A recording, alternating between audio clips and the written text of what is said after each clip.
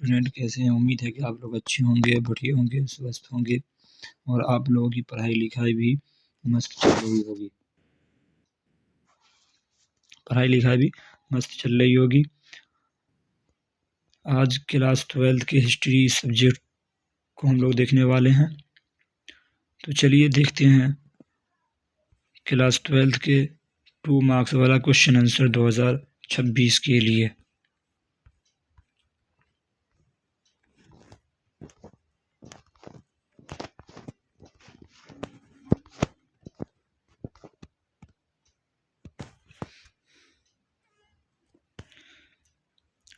पहला question answer पूछा गया, वेद कितने हैं, उनके नाम लिखें। तो हम लोग इस तरह से लिख सकते हैं कि वेद कितने होते हैं। तो वेद कुल 4 होते हैं और पहला हम लोग लिख देंगे ऋग्वेद, दूसरा में लिख देंगे यजुर्वेद और तीसरा में लिख देंगे सामवेद। तीसरा में क्या लिख देंगे? सामवेद। चौथा में लिख देंगे अथर्ववेद। इस तरह के हम 4 ऑप्शन में लिख सकते हैं 2 मार्क्स वाला में। इसी तरह चलिए आगे चलते हैं, देखते हैं। सवाल पूछा गया है कि अशोक के अभिलेख कहाँ प्राप्त हुए, किन्हीं 4 स्थानों के नाम लिखें। तो आसानी से हम लोग लिख देंगे उत्तर में, अशोक के अभिलेख विभिन्न स्थानों पर प्राप्त हुए, इनमें से 4 प्रमुख स्थान हैं। तो इसमें हम लिख देंगे नंबर 1 में लिख देंगे लक्ष्मणगढ़ और नंबर 1 में लिख देंगे लक्ष्मणगढ़। नंबर 2 में लिख देंगे उत्तर प्रदेश, कांची उत्तर प्रदेश। नंबर 3 में लिख देंगे दीवार। नंबर 3 में क्या लिख देंगे? नंबर 3 में लिख देंगे दीवार और नंबर 4 में लिख देंगे गुजरात। सबका नाम लिख देंगे लक्ष्मणगढ़, कांची उत्तर प्रदेश, दीवार पाकिस्तान, सोमनाथ गुजरात। इसी तरह इसको भी हम 4 ऑप्शन में डिवाइड करके लिख देंगे। 2 मार्क्स वाला पूरा नंबर मिल जाएगा हम लोगों को। आगे चलते हैं। तो पूछा गया है महाजन पदों में, पूछा गया है महाजन पदों में से किन्हीं 4 का नाम लिखें। तो उत्तर ऐसे लिख देंगे हम लोग, उत्तर महाजन पदों में से 4 प्रमुख महाजन पदों के नाम निम्नलिखित हैं। तो नंबर 1 में लिख देंगे मगध, नंबर 2 में लिख देंगे कौशल और नंबर 3 में लिख देंगे वाजिज, नंबर 4 में लिख देंगे अंग। इस तरह करके हम 4 डिवाइड करके लिखेंगे तो अच्छा रहेगा और पूरा मार्क्स भी मिलेगा। नंबर कटने का चांसेस बिल्कुल भी कम हो जाएगा। इसी तरह आगे चलते हैं। तो पूछा गया है फाहियान, पूछा गया है फाहियान कौन था। पूछा गया है फाहियान कौन था और वह किस शासक के काल में भारत आया था, ये पूछा गया है। तो उत्तर में लिख देंगे फाहियान एक चीनी बौद्ध यात्री था, वह चंद्रगुप्त तृतीय विक्रमादित्य के काल में भारत आया था। इस तरह लिख देंगे, आराम से लिख देंगे फाहियान कौन था। तो फाहियान एक चीनी था, जो चीन एक देश है, जो चीन देश का रहने वाला था और वह चंद्रगुप्त तृतीय विक्रमादित्य के काल में भारत आया था, ये लिख देंगे। तो सवाल नंबर 4 भी हम लोगों का इस तरह पूरा हुआ। और आगे चलते हैं सवाल नंबर 5 की तरफ। इसमें पूछा गया है मुगल काल में 2 सिक्कों का नाम लिखें। तो ये तो आराम से भी लिख देंगे, सभी को याद होगा। उत्तर में डाल देंगे मुगल कालीन के 2 प्रमुख सिक्कों का नाम निम्नलिखित है, डाल देंगे बीच में हम लोग। और उसके बाद लिख देंगे रुपया, जो कि सभी को याद ही होगा। और एक तो याद ही है, दूसरा को याद करना होगा, वह जीतल को याद करना होगा। तो थोड़ा सा कोशिश करेंगे, आराम से एक ही बार में याद हो जाएगा जीतल। इसी तरह क्वेश्चन नंबर 5 भी पूरा हुआ। और आगे चलते हैं। तो यहाँ पूछा गया है टोडरमल, क्या पूछा गया है? टोडरमल कौन था? तो चलिए देखते हैं। उत्तर में लिख देंगे टोडरमल अकबर का प्रमुख मंत्री था और उसने भूमि कर राजस्व प्रणाली का सुधार किया था। वह राजस्व व्यवस्था में बहुत दक्ष था, मतलब बहुत मजबूत था, ये सब चलाने में वो बहुत मजबूत था। इस तरह करके हम लोग लिख देंगे। तो टोडरमल अकबर का प्रमुख मंत्री था मतलब पैसे वगैरह का जो मंत्री होता है ना, वह पैसे वगैरह बांटना, राज्य सही ढंग से चलाना, तो वैसे वही अकबर था। और उसने भूमि कर मतलब ज़मीन में जो उपजाऊ होता था उससे जो कर लिया जाता था, उसमें बहुत बढ़िया काम किया था। और राज्य भी चलाता था बहुत अच्छे तरीके से। इसी तरह सवाल नंबर 6 भी पूरा हुआ। और आगे चलते हैं सवाल नंबर 7 की ओर। तो देखते हैं कि वर्ज्यान के बारे में आप क्या जानते हैं। तो वर्ज्यान के बारे में आप क्या जानते हैं, आंसर लिख देंगे हम लोग बहुत आसानी तरीके से कि वर्ज्यान बौद्ध धर्म की एक शाखा है जिसमें तंत्र साधना और मंत्र का विशेष महत्व है।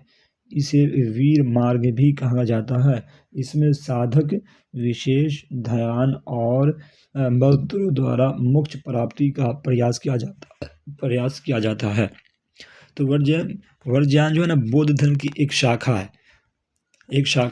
और शाखा किसे कहा जाता है, तो शाखा इसे होता है जैसे कि एक बड़ा स्कूल है, और वो स्कूल के जो प्रिंसिपल है वो स्कूल से छोटा भी स्कूल रखा है, उससे भी छोटा है, तो उससे जितना भी छोटा हो जाएगा ना, वो सब एक शाखा बन जाएगा, और उसी को शाखा कहते हैं। तो हम लोग आसानी से लिख देंगे वर्ज्यान बौद्ध धर्म की एक शाखा है।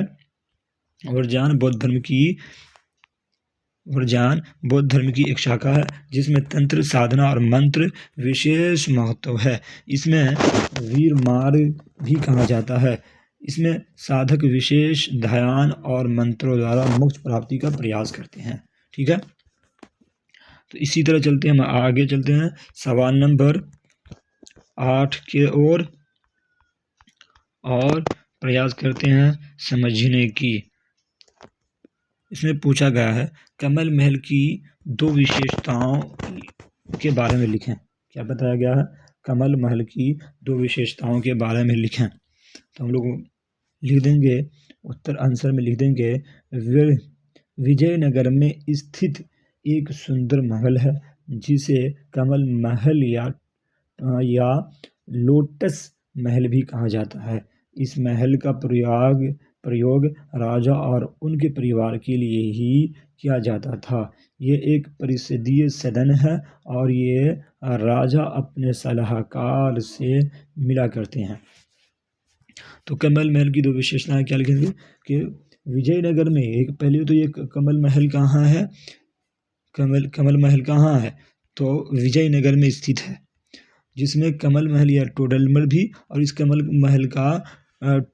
महल या लोटस भी कहा जाता है। मतलब कमल महल को लोटस और कमल महल दोनों नाम है, दोनों भी कहा जाता है। इस महल का प्रयोग राजा और उनके परिवार द्वारा ही किया जाता है। मतलब इस महल में जो रहते हैं वो रहता है राजा और उनके परिवार ही रहते हैं। ये एक परिषदीय सदन है, और यह राजा अपने सलाहकार से मिला करते हैं। मतलब ये महल में राजा अपने सलाहकार से आकर के मिलते थे। ठीक है, और आगे चलते हैं सवाल नंबर 9 देखते हैं। इसमें पूछा गया है मंगल पांडे का संक्षिप्त विवरण परिचय लिखें। तो उत्तर, मंगल पांडे भारतीय सैनिक थे जिन्होंने 1857 के विद्रोह की शुरुआत की। वह भारतीय सैनिक सेना के सदस्य थे और ब्रिटिश शासन के खिलाफ बगावत करने के लिए प्रसिद्ध हुए। आराम से लिख देंगे, मंगल पांडे भारतीय सैनिक थे। मंगल पांडे जो है ना, ये एक भारतीय सैनिक था। कौन था, भारतीय सैनिक थे। इन्होंने ही सबसे पहले 1857 के विद्रोह की शुरुआत की।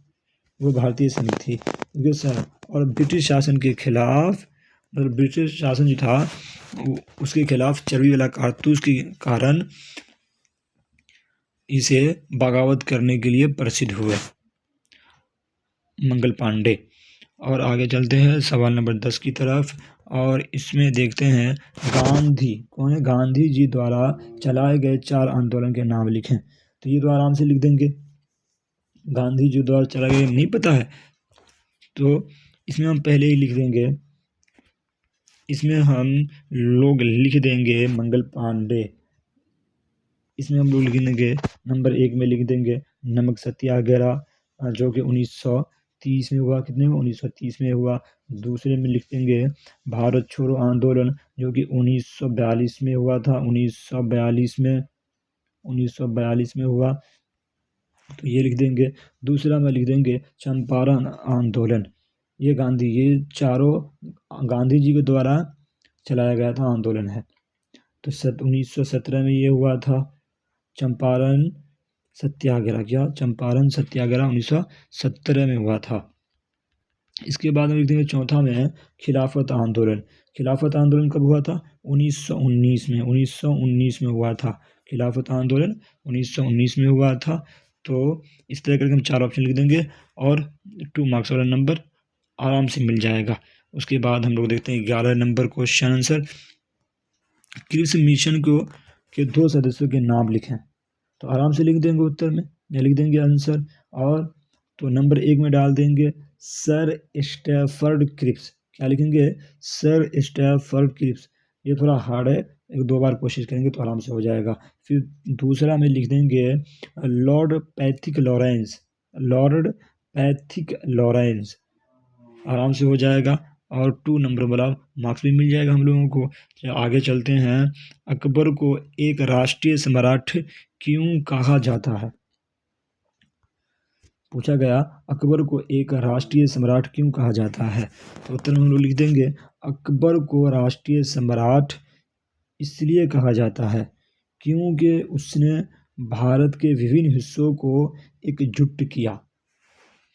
तो हम लोग लिख देंगे अकबर को इसलिए कहा जाता है क्योंकि उसने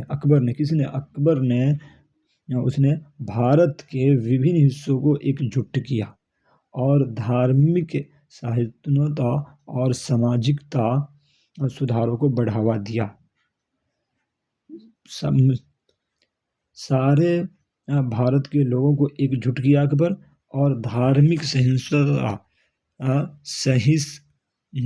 मतलब सबको अपने अपने धर्म की आज़ादी दी और सामाजिक सुधार को बढ़ावा देने पर, समाज में जो भी पहले से कुरीतियाँ थी सबको सुधार करने पर ज़्यादा जोर दिया। इसीलिए अकबर को राष्ट्रीय सम्राट भी कहा जाता है। चलिए आगे देखते हैं सवाल नंबर 13। हम लोग सवाल नंबर 13 में पूछा गया भारत विभाजन के लिए उत्तरदायी कारणों का वर्णन करें। तो आराम से लिख देंगे, आंसर डाल देंगे और लिखेंगे भारत के विभाजन का उत्तरदायी कारण निम्नलिखित है। क्या लिखेंगे? भारत के विभाजन का उत्तरदायी कारण निम्नलिखित है। ब्रिटिश शासन। क्या लिखेंगे? ब्रिटिश शासन की फुट डालो राज करो नीति ने हिंदू और मुस्लिम समुदायों के बीच विभाजन को बढ़ावा दिया। ब्रिटिश का जो शासन था वो हिंदू मुस्लिम समुदाय के बीच विभाजन को बढ़ावा दिया और अंग्रेजों ने दोनों समुदायों के बीच मतभेद को गहरा किया, जिसके अविश्वास और दूरी बढ़ी। इसी कारण ये हुआ। और दूसरे में चलते हैं। मुस्लिम लीग ने यह महसूस किया कि हिंदू बहुल भारत में मुसलमानों के अधिकार सुरक्षित नहीं रह सकते, इसलिए उन्हें अलग मुस्लिम राष्ट्र की मांग की। मुस्लिम लीग ने यह महसूस किया कि हिंदू बहुल भारत में मुसलमानों के अधिकार सुरक्षित नहीं रख सकते, इसलिए उन्होंने अलग मुस्लिम राष्ट्र की मांग की। चलिए आगे देखते हैं। सवाल नंबर 14 देखते हैं। इसमें पूछा गया है सिंधु घाटी सभ्यता। क्या है? सिंधु घाटी सभ्यता 2 प्रमुख स्थलों और उनके उत्खननकर्ताओं का नाम लिखें। तो आराम से लिख देंगे। एक में लिख देंगे, 2 पूछा है ना, तो एक में लिख देंगे सिंधु घाटी सभ्यता के 2 प्रमुख स्थल और उनके उत्खननकर्ताओं का नाम निम्न है। इस तरह करके हम लोग लिख देंगे उत्खननकर्ताओं का नाम निम्न है। तो पहला में हम लोग डाल देंगे हड़प्पा सभ्यता, जिसका 1921 ईस्वी में दयाराम सैनी ने किया था। 1921 ईस्वी में दयाराम सैनी ने किया था। और दूसरा में लिख देंगे मोहनजोदड़ो। क्या लिख देंगे? मोहनजोदड़ो, जिसकी या उत्खननकर्ता रखलदास बनर्जी है। कौन है? रखलदास बनर्जी। तो रखलदास बनर्जी है जिसका 1922 ईस्वी में उत्खनन किया था रखलदास बनर्जी मोहनजोदड़ो का। उसके बाद हम लोग इतना ही पे एंड करते हैं। तब तक के लिए बाय बाय।